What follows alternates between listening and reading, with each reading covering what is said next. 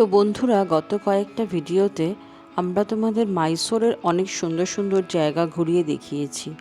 রাজকীয় প্যালেস থেকে শুরু করে ঐতিহাসিক স্পট সব মিলিয়ে মাইসোর সত্যিই আমাদের মনটাকে জিতে নিয়েছে। কিন্তু এবার সময় এসেছে নতুন গন্তব্যের।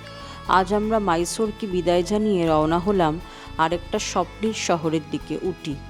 হোটেল থেকে চেক আউট করে আমরা একটা অটো নিয়ে বেরিয়ে পড়লাম মাইসোর বাস স্ট্যান্ডের দিকে।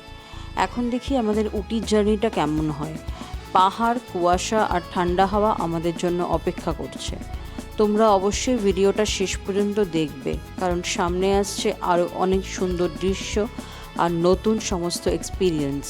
আর যদি 7 কালার্স ট্রাভেল ব্লগের সাথে এই জার্নিটা উপভোগ করো, তাহলে ভিডিওটা লাইক দাও, শেয়ার করো আর চ্যানেলটাকে সাবস্ক্রাইব করতে একদম ভুলো না। বন্ধুরা, আজকে আমাদের মাইসোরকে বাই বাই করলাম। আজ আমাদের যাত্রা হচ্ছে উটি। তো উটিতে যাওয়ার জন্য আমরা আর্লি মর্নিং স্নান টান সেরে ঠিক 8:15 নাগাদ হোটেলটাকে চেক আউট করে বাস স্ট্যান্ডে চলে এসেছি। মাইসোর বাস স্টপ 8:30-তে চলে এসেছি। তো বন্ধুরা, এখানে এনকোয়ারিতে খোঁজ নিয়ে জানা গেল এখান থেকে প্রত্যেক 15 মিনিট অন্তর অন্তর নন এসি বাস ছাড়ে উটির জন্য, যেটার ভাড়া হচ্ছে 186 পার পারসন। কিন্তু বন্ধুরা, আমরা নন এসিতে যাব না, আমরা ওয়েট করছি ভলভো বাসের জন্য। তো আমরা যে ভলভো বাসের জন্য ওয়েট করছি বন্ধুরা, সেটা তোমাকে ডাইরেক্ট উটি নিয়ে যাবে। এই বাসটা কিন্তু আসছে ব্যাঙ্গালোর থেকে। তো ব্যাঙ্গালোর থেকে মাইসোর আস্তে আস্তে বাসটা 9:10-15 বাজবে। তো এখানে বাসটা অনলি 10 মিনিটসের জন্যই হল্ট করবে। তো আমরা সেই 10 মিনিটসের মধ্যেই বাসটাতে উঠবো এবং সেখানের কিন্তু ভাড়া হচ্ছে 630 পার পারসন, এবং সেই বাসটা কিন্তু তোমাদের মাইসোর থেকে পুরোটা উটিতে পৌঁছে দেবে। তাই বন্ধুরা, তোমাদের ইনফরমেশনের জন্য জানিয়ে রাখলাম, যারা মনে করবে বাসে করে তোমরা মাইসোর থেকে উটি যাবে, তাদের 2 রকমের অপশানস আছে। তোমরা নন এসি বাস চাইলে তোমরা বাস স্ট্যান্ডে আসবে, 3 নাম্বার প্ল্যাটফর্মে আসবে, এসে সেখান থেকে নন এসি বাস প্রত্যেক 15 মিনিট অন্তর অন্তর ছাড়ে। ভাড়া হচ্ছে পার পারসন 186। তোমরা তাতে করে যেতে পারো। আর যদি কারুর মনে হয় একটু ভালোভাবে আরাম করে যাবে, তাহলে তোমরা এসি বাসের জন্য ওয়েট করতে পারো। এসি বাস কিন্তু ব্যাঙ্গালোর থেকে আসছে, যেটা এখানে 9:10-15-তে এসে পৌঁছাবে, এবং সেই বাসটা তোমাদেরকে পুরো এসি ফেসিলিটি 630 পার পারসন তোমাদের টিকিট আছে, তার সঙ্গে তোমাকে বাসটা পুরোপুরি উটিতে পৌঁছে দেবে।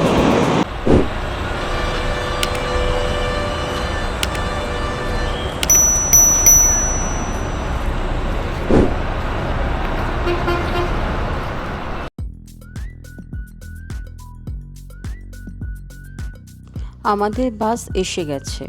এইমাত্র KSRTC এর ভলভো বাস ব্যাঙ্গালোর থেকে এসে পৌঁছেছে মাইসোর বাস স্ট্যান্ডে। এবার আমরা এই বাসে চড়েই রওনা হব আমাদের পরের ডেস্টিনেশন উটির দিকে। বাসটা দেখেই বুঝতে পারছি জার্নিটা কতটা আরামদায়ক হতে চলেছে। সিটে বসে পড়লেই শুরু হবে আমাদের পাহাড়ের পথের অ্যাডভেঞ্চার। এখন দেখার বিষয় রাস্তার কন্ডিশন কেমন থাকে, পাহাড়ি রাস্তায় কতটা সুন্দর ভিউ পাই, আর কী কী সারপ্রাইজ অপেক্ষা করছে আমাদের জন্য।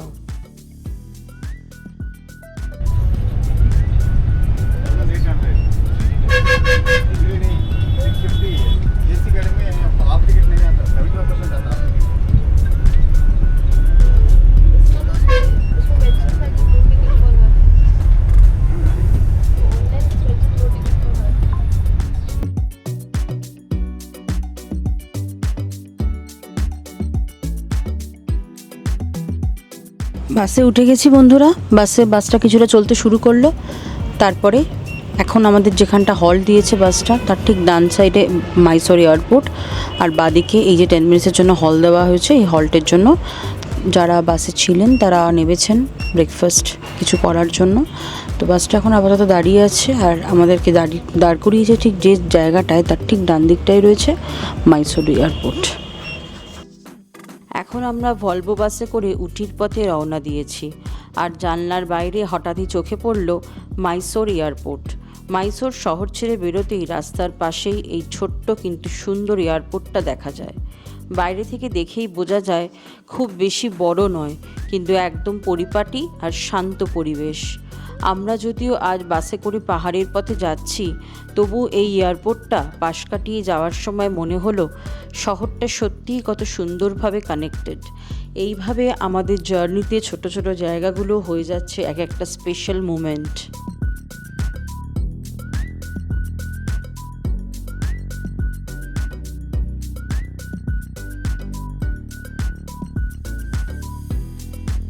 এখন আমরা ক্রস করছি গুন্ডলুপেট।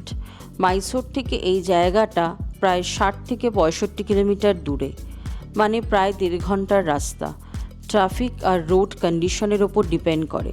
গুন্ডলুপেট মূলত ফেমাস তার বিশাল বিশাল সূর্যমুখী ফুলের ক্ষেতের জন্য। সিজনের সময় পুরো এলাকা হলুদ রঙে ঢেকে যায়, একদম পোস্টকার্ডের মতো সুন্দর লাগে দেখতে। আরেকটা বড় কারণ হলো এটা উটির পথে একটা গুরুত্বপূর্ণ জাংশন। এখান থেকেই অনেকেই যায় বান্দিপুর ন্যাশনাল পার্কের দিকে, যেটা বন্যপ্রাণীর জন্য খুবই জনপ্রিয়।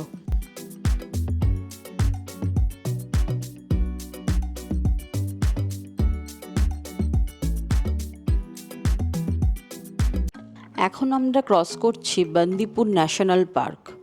মাইসোর থেকে এই জায়গাটা প্রায় 75 থেকে 80 কিলোমিটার দূরে, মানে ধরতে গেলে 2 ঘন্টার মতো রাস্তা। ট্রাফিক আর স্টপেজের উপর ডিপেন্ড করে। বান্দিপুর মূলত ফেমাস তার বন্যপ্রাণী আর ঘন জঙ্গলের জন্য। এখানে হাতি, হরিণ, বাইসন, এমনকি ভাগ্য ভালো থাকলে বাঘকেও দেখা যায়।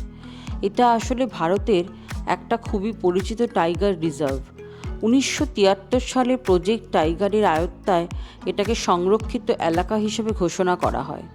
এই রিজার্ভটা আসলে নীলগিরি বায়োস্ফিয়ার রিজার্ভের একটা অংশ, আর এখানে বিশাল এলাকা জুড়ে ঘন জঙ্গল। উটির পথে এই জঙ্গল দিয়ে যাওয়ার আলাদাই একটা এক্সাইটমেন্ট আছে। চারপাশে এত সবুজ আর নীরব পরিবেশ, মাঝে মাঝে মনে হয় আমরা যেন পুরো অন্য একটা দুনিয়ায় ঢুকে পড়েছি। রাস্তার পাশে বোর্ডে স্পিড লিমিট লেখা, কারণ এখানে প্রাণীদের নিরাপত্তার জন্য খুব স্ট্রিক্ট নিয়ম আছে। এখন দেখি এই জঙ্গল পেরিয়ে পাহাড়ি রাস্তা আমাদের জন্য কি কি অভিজ্ঞতা এনে দেয়। বন্ধুরা, এখন আমরা চলেছি বান্দিপুর টাইগার রিজার্ভ। ঘন জঙ্গল চারিদিকে, তার মধ্যে থেকে আমরা এখন যাচ্ছি।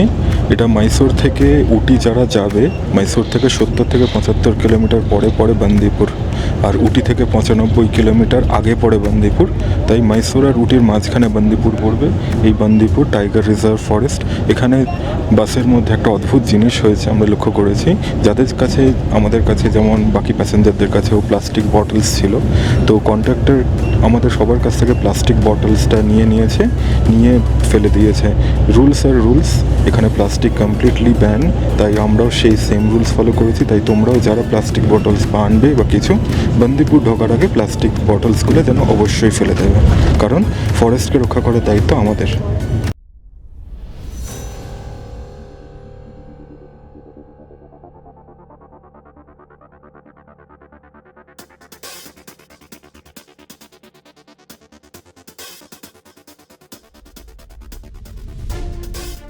আমরা এখন বান্দিপুর টাইগার রিজার্ভের জঙ্গলের ভেতর দিয়ে যাচ্ছি, আর জানলার বাইরে চোখ রাখলেই দেখা যাচ্ছে ছোট ছোট কিছু গাছ, যেগুলোর দিকে লোকালরা বিশেষ নজর রাখে। হ্যাঁ, এই এলাকায় মাঝে মাঝেই চন্দন গাছ বা স্যান্ডেলউড ট্রি দেখা যায়। কর্ণাটক তো চন্দনের জন্য খুবই বিখ্যাত, যদিও সব গাছ চিনে ওঠা সহজ নয়। কিন্তু গাইড বা লোকালরা বলে এই জঙ্গলের ভিতরে প্রাকৃতিকভাবে অনেক চন্দন গাছ জন্মায়। বাসের জানলা দিয়ে যখন এই গাছগুলোকে দেখি, তখন সত্যিই অন্যরকম একটা অনুভূতি। ভাবতেই ভালো লাগে, এত দামি আর সুগন্ধি কাঠের গাছ আমরা লাইভ দেখছি। তবে এখানে চন্দন গাছ খুবই প্রোটেক্টেড, কারণ এটা সরকারের অধীনে সংরক্ষিত, তাই কেউ ছুঁতেও পারে না। কাটা তো দূরের কথা, ভাবো তো, একদিকে টাইগার রিজার্ভ আর অন্যদিকে চন্দনের গাছ। জার্নিটা কতটা স্পেশাল।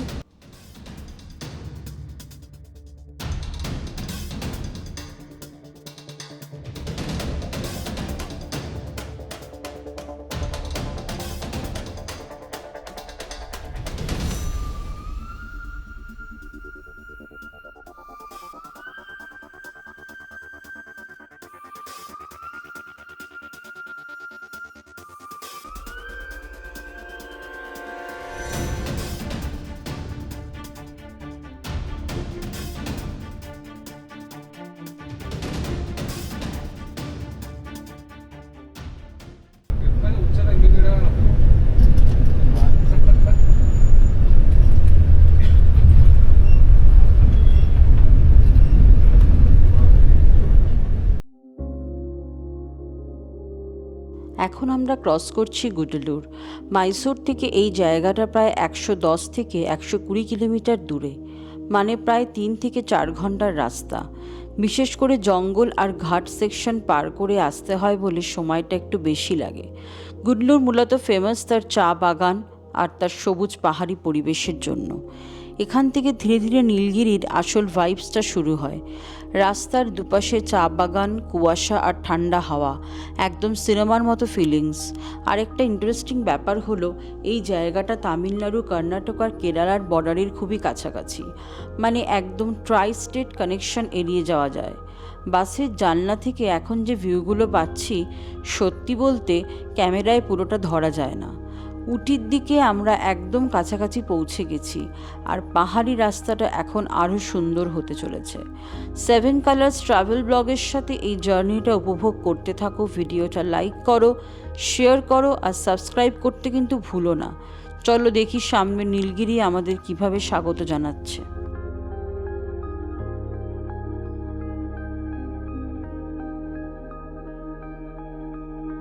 এবার জানলার বাইরে একটু ভালো করে তাকিয়ে দেখলাম বাসের সিটে বসে আমরা যে ভিউগুলোকে ক্যাপচার করেছি, সত্যি বলতে চোখ সরানোই কঠিন।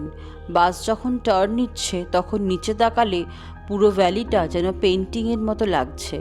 আমরা চেষ্টা করেছি জানলার কাচের মধ্য দিয়েও যতটা সম্ভব সুন্দর শট নিতে, যাতে তোমরাও এই জার্নির আসল ফিলিংসটা পেতে পারো। পাহাড়ি রাস্তায় এমন ভিউ হঠাৎ করেই সামনে চলে আসে, তাই চোখ আর ক্যামেরা দুটোকেই রেডি রাখতে হয়।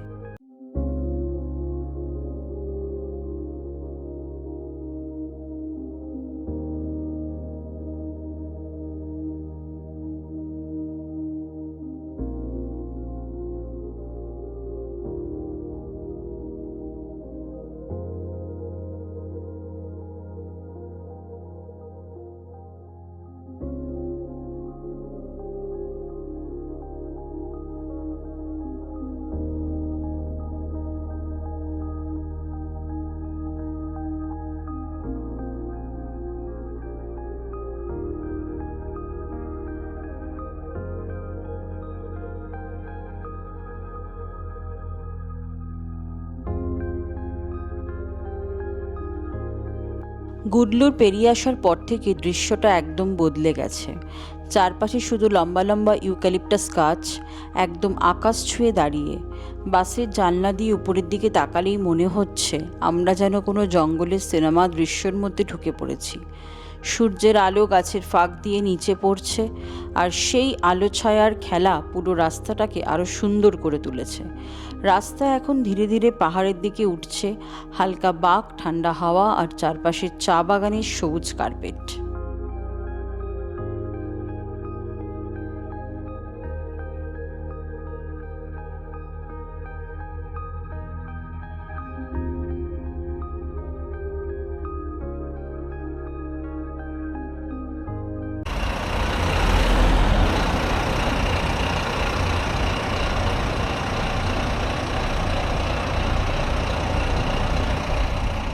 বন্ধুরা, মাঝখানে একটুখানি নামলাম, বাসটা একটু হল্ট করলো, চায়ের জন্য ব্রেক দিয়েছে, যারা ওয়াশরুম যাওয়ার জন্য ব্রেক দিয়েছে।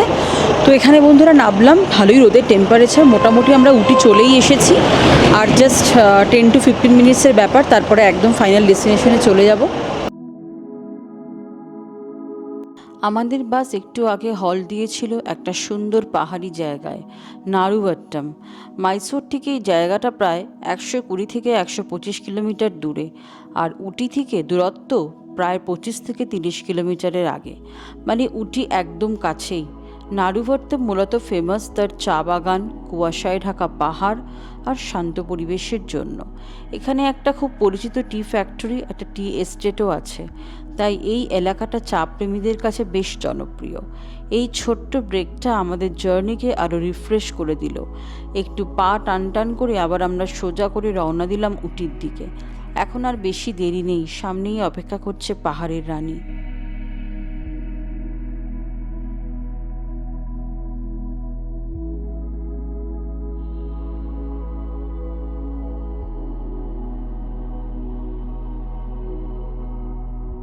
নারুভাট্টম থেকে বেরোনোর পরই রাস্তা যেন একদম অন্য লেভেলে চলে গেল। উটির দিকে উঠতে উঠতে শুরু হয়ে গেল সেই ফেমাস জিগজ্যাগ পাহাড়ি রাস্তা, একটার পর একটা হেয়ারপিন ব্যান্ড। বাস যখন বাঁক নিচ্ছে তখন জানলা দিয়ে নিচে তাকালেই দেখা যাচ্ছে পুরো ভ্যালিটা। রাস্তার দুপাশে লম্বা লম্বা পাইন আর ইউক্যালিপটাস গাছ একদম সোজা আকাশ ছুঁয়ে দাঁড়িয়ে। আর হঠাৎ করেই এক জায়গায় চোখে পড়ল এক বিশাল লেকের জলরাশি। উপরে পাহাড়, নিচে নীলচে জল। সত্যি বলছি, এই ভিউ ক্যামেরায় যতটা সুন্দর, সামনে তার থেকে আরও অনেক বেশি সুন্দর।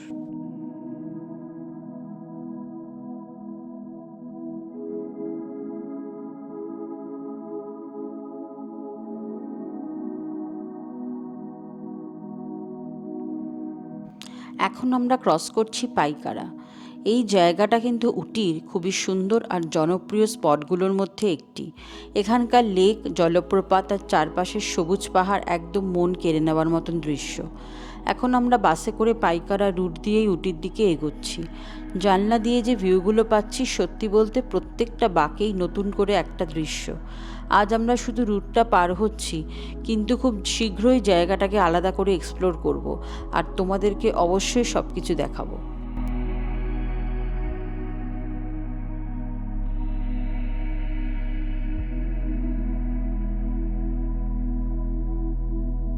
এখন আমরা ক্রস করছি ওয়েনলক ডাউনস।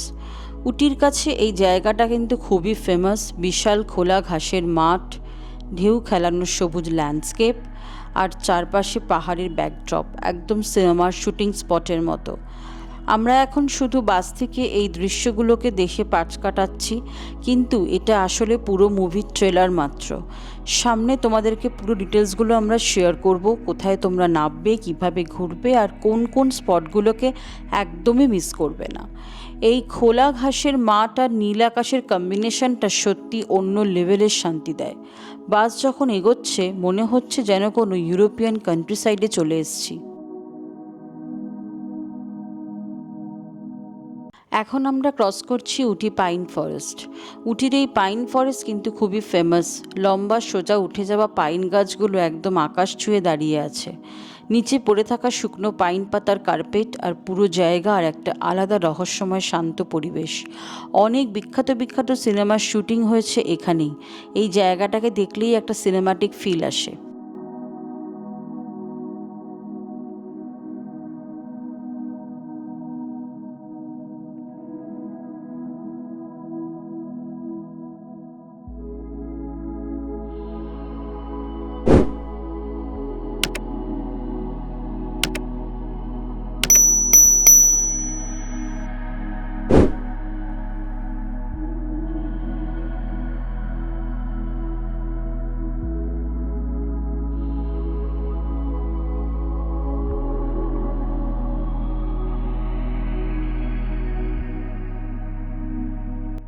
অবশেষে আমরা পৌঁছে গেছি উটিতে। বাসের জানলা দিয়ে ইতিমধ্যেই শহরের এক ঝলক দেখা যাচ্ছে। পাহাড়ের কোলে সাজানো ছোট ছোট বাড়ি, রঙিন ছাদ আর তার চারপাশে কুয়াশার হালকা পরত, একদম স্বপ্নের মতো দেখতে। উঁচু থেকে পুরো শহরটাকে দেখতে মনে হচ্ছে যেন একটা পেন্টিং জীবন্ত হয়ে উঠেছে। রাস্তা ধীরে ধীরে নিচে নামছে আর আমরা ঢুকে পড়লাম পাহাড়ের রানীর কোলে।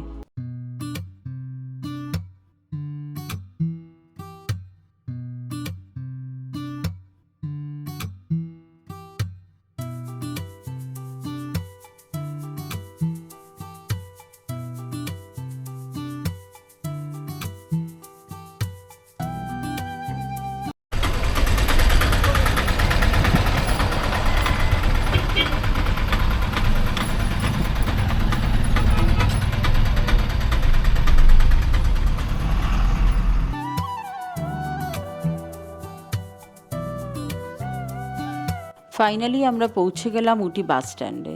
লম্বা জার্নির পর বাস থেকে নামতেই একদম ঠান্ডা ফ্রেশ পাহাড়ি হাওয়ায় মুখে লাগলো। ফিলিংসটাই অন্যরকম। আর ভাব থেকে ভালো খবর হলো, আমাদের হোটেল থেকে আগেই একটা পিক আপ কার পাঠিয়ে দেওয়া হয়েছিল। তাই কোনো ঝামেলা ছাড়াই আমরা সরাসরি গাড়িতে উঠে পড়লাম। হোটেলটা বাস স্ট্যান্ড থেকে একদমই কাছে, হাঁটলে মাত্র 10 মিনিটের রাস্তা। কিছু লাগেজ থাকায় এই পিক আপটা সত্যিই খুব কাজে দিল।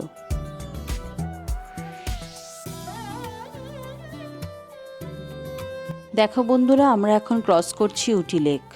বাস স্ট্যান্ড থেকে হোটেলের পথে আসতেই রাস্তার পাশেই এই সুন্দর লেকটা চোখে পড়ল। শান্ত জল, চারপাশে সবুজ পাহাড় আর ঠান্ডা হাওয়া, সত্যি বলছি প্রথম দেখাতেই মন জিতে নিল। আর সবচেয়ে মজার ব্যাপার কি জানো, আমাদের হোটেলটা ছিল একদম এই লেকেরই উল্টো দিকে। মানে সকালে ঘুম থেকে উঠেই যদি জানলা খুলে লেকের ভিউ পাওয়া যায়, কেমন লাগবে তাহলে তোমরা বলো। আজ শুধু একটা ঝলক দেখাচ্ছি, কিন্তু চিন্তা করো না, সামনে তোমাদের এই লেকের পুরো ডিটেলস আমরা এক্সপ্লোর করব, তোমাদেরকে সব কিছু দেখাবো।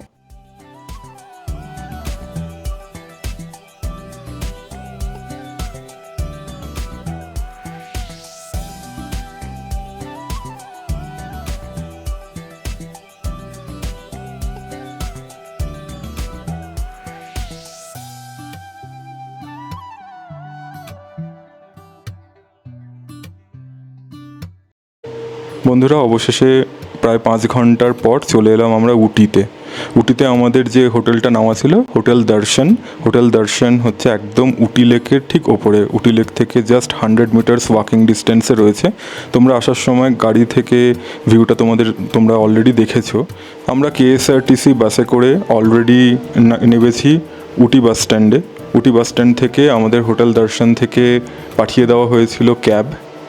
এই ক্যাবে করে আমাদেরকে রিসেপশনে নিয়ে আসা হয় এবং আসার সময় তোমরা অলরেডি দেখেছো যে আশেপাশের ভিউটা। এবার আমরা চলে এসেছি আমাদের রুমে। এটা 2nd ফ্লোরে আমাদের রুমটা খুবই সুন্দর। এদিকে রয়েছে একটা জানলা, যে জানলাটা খুললে একদম বাইরের উটি লেকের ভিউটা দেখতে পাওয়া যায়। এখানে একটা কাবার্ড রয়েছে, এখানে রয়েছে একটা খুব সুন্দর বিছানা, চা কফি সব কিছু খাওয়ার ব্যবস্থা রয়েছে। এদিকে একটা 43 ইঞ্চি বড় টিভি রয়েছে, আর এটা তো দরজা। এইখানে রয়েছে একটা সুন্দর ওয়াশরুম।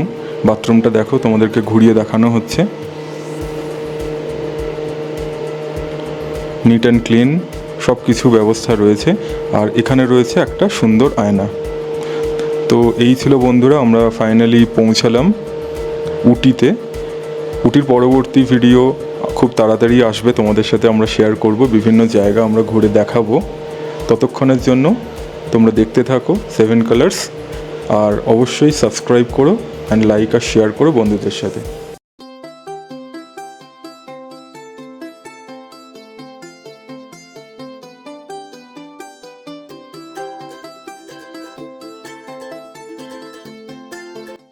আজকের জার্নিটা সত্যি স্পেশাল ছিল।